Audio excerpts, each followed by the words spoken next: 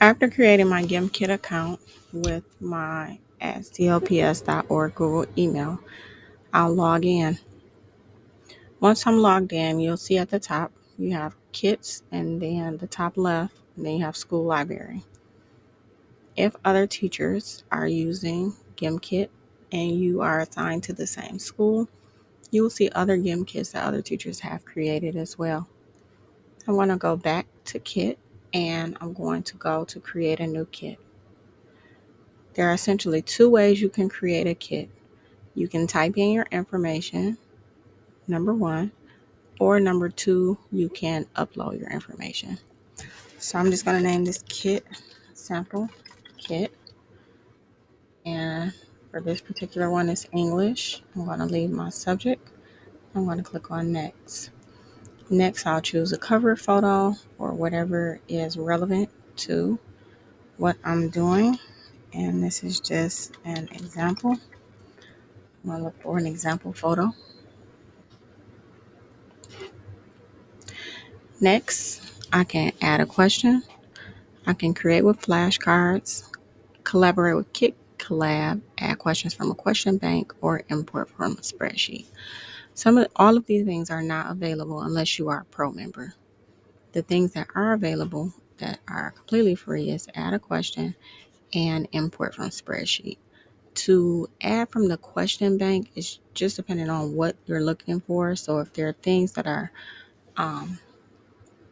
questions that other people would be asking, let's just say, again, multiplication, something that probably a lot of people will do. So I may be able to pull questions from the question bank.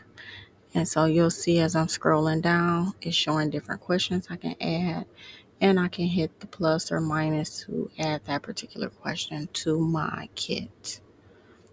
For me in particular, most of the things that I'm looking for will not have been quizzed by other people. And so I'm going to go ahead and click add a question. When you add in a question, one of the things about GimKit that's important to remember is you have to have 4 answers, 1 correct and 3 incorrect. It is multiple choice only. You cannot do the true and false and all those other types of questioning that other games allow you to do. You can add a photo. You can add auto as well if you wanted to speak the question, but you have to have a correct answer and then 4 incorrect answers. Your answers can be either text or a picture. Either text or a picture. Once you type in your question, you can go ahead and click add. If, for example, you're going to be typing the same thing over and over, so for example, for my vocab, I was doing my definitions and then adding the answers. One of the easier ways to do it is actually import from a spreadsheet. When you do an import from a spreadsheet, you have the option of picking a template 1 where you have to add in the correct answer and incorrect answers, or option 2, which is what I chose, where I only had to add in my question, which was all of my vocabulary. All of my the answers to the vocabulary, and then 1 correct answer. And then it basically takes all the other things that you've put in there for vocab and mixes it up for you. So I think that's the best template to use. So I'm going to open that template and just show how to use it. It's going to open it up in Google Sheets. You're going to make a copy of it. And once you make a copy of it, you actually have to download that copy to a CVS before you can import it. So I'm going to click on make a copy. And once I make a copy, it's going to open up here. And I'll notice I have to put my question and my correct answer.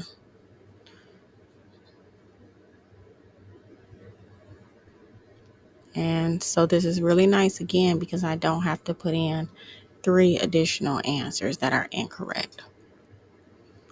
And so I'm actually going to cheat a little bit.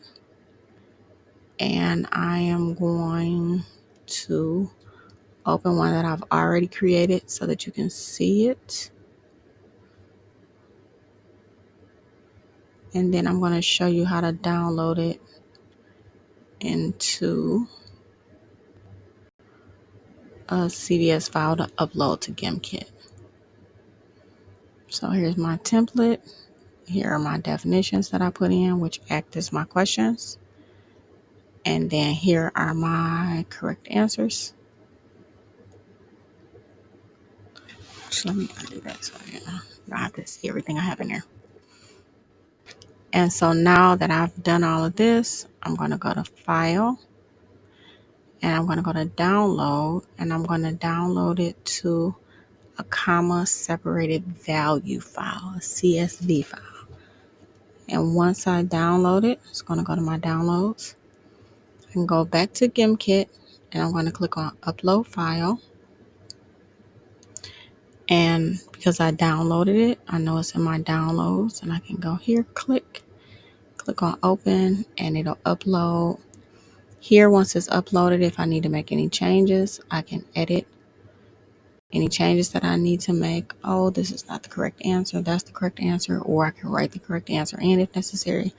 However, because I've done it that way, it just makes it a lot quicker. After I make my changes, I can save and click all done. And there is my sample kit that I created. Now, in GimKits, when you create your vocabulary, you do not see any of the games. And I think that's one of the things that you have to notice about GimKit. The whole thing is focus on your content, create what you want students to know, and then the student side allows the students to focus on the game and the content. So I actually kind of like that about it.